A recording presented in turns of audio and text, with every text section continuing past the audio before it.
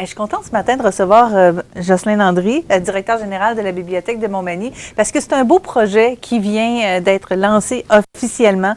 Ça faisait un bout de temps que vous travailliez là-dessus, un programme éducatif à la Bibliothèque de Montmagny. Hey, bonjour Marie-Ève. Nous aussi, on est contents enfin de livrer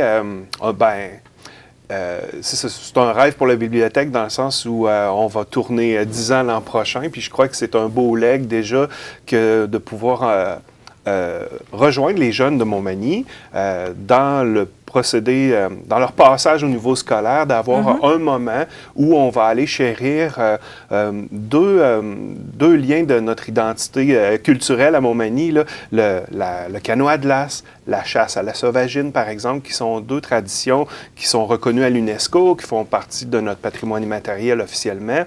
Bien, nos jeunes, souvent, vont avoir plein d'offres dans une année scolaire, mais d'avoir cette chance tout près de leur école d'aller vivre une expérience en bibliothèque pour découvrir ces traditions-là par l'entremise d'un facilitateur qui est Jean-Paul Riopel, c'est-à-dire que le peintre Riopel, pour lequel on vient de terminer une gigantesque exposition, bien, il y a un certain legs dans son œuvre qui fait des liens avec le canot, qui fait des liens avec les oies blanches, bien sûr, la chasse à la sauvagine. Donc, nous, ce qu'on va faire, c'est qu'on va rejoindre nos écoles et pouvoir leur enseigner finalement ces liens-là faciles à faire, c'est pas tiré par les cheveux, ça fait vraiment partie d'une grande recherche. Donc, une muséologue, Geneviève Murray, nous a accompagnés dans toute une démarche. Elle est allée questionner Richard Lavoie, ethnologue, qui a travaillé sur la chasse à la sauvagine de par son livre, de par aussi son travail qu'il a fait avec le canot Atlas, a amené jusqu'à l'UNESCO cette tradition-là. Donc, c'est intéressant de voir que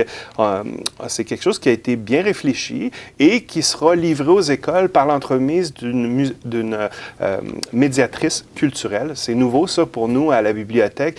Notre corporation a amassé des fonds dans la communauté. On demande à quoi servent les fonds. Bien, ça sert à justement avoir des gens de qualité comme ça qui nous accompagnent puis qui nous permettent de donner un enseignement complémentaire à nos jeunes. Donc, c'est Sandra Giasson qui va être à la bibliothèque comme médiatrice. Elle est elle-même artiste en art visuel et elle va enseigner aux différentes classes, aux différents groupes scolaires, des enseignements qui sont en lien avec les objectifs du ministère de l'Éducation. Donc, que ce soit des compétences transversales là, à découvrir l'art, à découvrir donc l'histoire, la géographie. Donc, on va toucher à tout ça par ce programme bien adapté à chacune des classes. Donc, on a ce programme-là pour les plus vieux qu'on lance en grande pompe, mais on a une chance, c'est que dans notre équipe à la bibliothèque, on a une spécialiste de la petite enfance, là, donc Mme Chantal Couture, qui va aussi livrer un programme éducatif pour la découverte à la lecture. Donc, de découvrir la bibliothèque de Montmagny, d'en faire une tournée, de découvrir le secteur enfant avec ses différentes collections et de prendre le temps de s'asseoir et de vivre un véritable conte. Donc, une rencontre avec les mots, avec le livre, de tenir son livre dans ses mains, de voir les yeux du parent qui voyage de gauche à droite, là, juste pour le jeune de s'initier à l'univers du livre. Donc, c'est une activité qui va se compléter avec un bricolage. Donc, les jeunes vont toucher, vont expérimenter. Donc, quand ils vont venir à la bibliothèque, ils vont se sentir chez eux et ils devraient grandir dans un environnement où, comme je le disais, il y a les différents programmes qui suivent par la suite. Donc, c'est comme un complément qui manquait à Montmagny, je pense. Puis, tu sais, c'est beau d'avoir des études, puis des grandes... tu sais, on a le canot Atlas, la chasse à la sauvagine, il ne faut pas laisser ça sur des tablettes, il faut faire connaître à notre communauté. Puis je crois que c'est de plus en plus le rôle d'une bibliothèque d'avoir donc une communication avec la communauté. Tantôt, je disais médiatrice culturelle, qu'est-ce que ça fait, une médiatrice culturelle? Bien, c'est entre l'artiste et la communauté de faire un pont entre les deux. On l'a bien fait l'été dernier, entre autres avec Jean-Paul Riopel, où on a eu des conférences permettant de rendre accessible très facilement l'artiste et la communauté, que ce soit par la présence d'auteurs à la bibliothèque. Donc, c'est comme ça que je pense qu'on se dénote, qu'on se démarque, la Bibliothèque de Montmagny, qu'on permet un rayonnement en faisant connaître notre culture, en étant fiers. La fierté, ça ne s'injecte pas dans le bras, mais je pense qu'avec ces programmes éducatifs-là, on touche nos jeunes. Jocelyn, je veux qu'on vienne sur le programme préscolaire, justement, Ouais. parce qu'effectivement, c'est une première approche pour les tout-petits de rentrer dans ce lieu-là, Ouais. qui, à prime abord, pour certains, le nom bibliothèque, ça peut paraître austère. Bien, c'est ça. Je pense que lorsqu'on va sur le site du Préca en Chaudière-Appalaches, qui nous dit qu'est-ce qu'il y en est de la littératie dans notre région, on se rend compte qu'il y a des manques, qu'on a certains retards. Et je crois que d'avoir un lieu gratuit, d'avoir un lieu accessible, permet à des jeunes de toucher, de goûter à l'univers du livre, parce que c'est pas dans toutes les maisons qu'on a de la lecture. Donc, je pense que c'est On là a des que- fois l'heure du conte, là, avant de se coucher, mais pas Ouais. toujours nécessairement. Mais ça, si on a ça, c'est déjà beaucoup. D'ailleurs, c'est une des premières activités avec Desjardins qu'on a instauré à la bibliothèque l'heure du conte, le premier samedi de chaque mois. C'est comme ça depuis notre ouverture. Même pendant la pandémie, on trouvait une façon virtuellement d'aller rejoindre nos familles.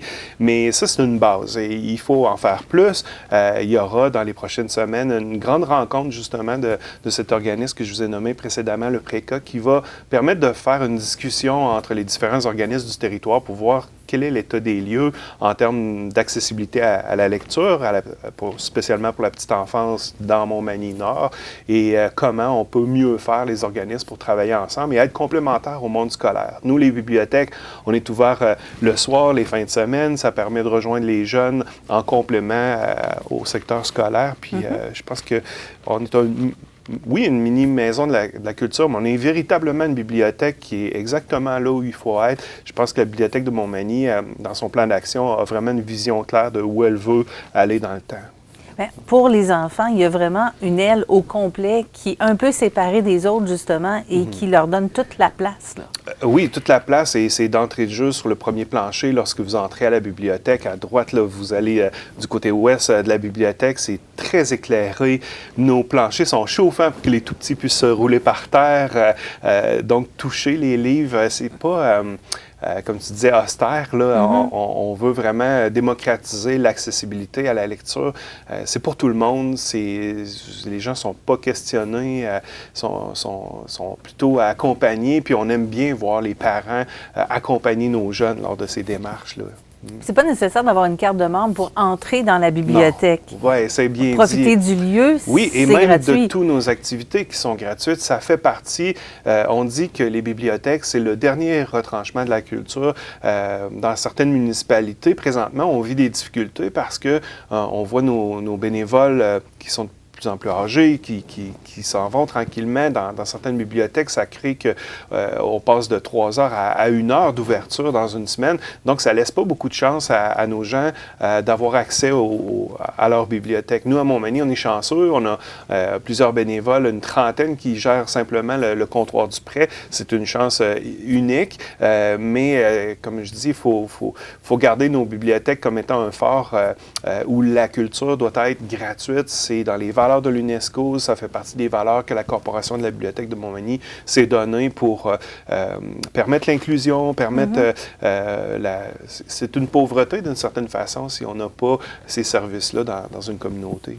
J'aime beaucoup que tu utilises le mot inclusion, entre autres, parce que l'espace qu'on voit ici, là, c'est un espace qui est dédié aux adolescents, quelque part. Oui, oui. Donc, eux autres aussi ont leur espace dans la bibliothèque. Ils vont Oui. se retrouver dans ce coin-là. Oui, puis on a même un grenier que j'aime appeler le grenier des ados, là, qui permet une table de travail, un petit fauteuil tranquille, parce qu'on veut qu'il y ait une cachette, qu'il y ait une chance là, de se retrouver dans leur bibliothèque, d'avoir leur espace, puis parfois le silence, on ne l'exige pas toujours dans les lieux.